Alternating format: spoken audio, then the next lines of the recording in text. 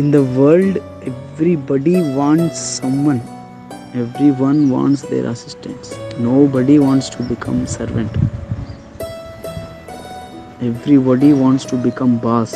Nobody wants to become das. That you will see not only in your family life, not only in the college days, in the society at large. Everywhere you will see this. This world is like this. Everybody wants to become Krishna, the God.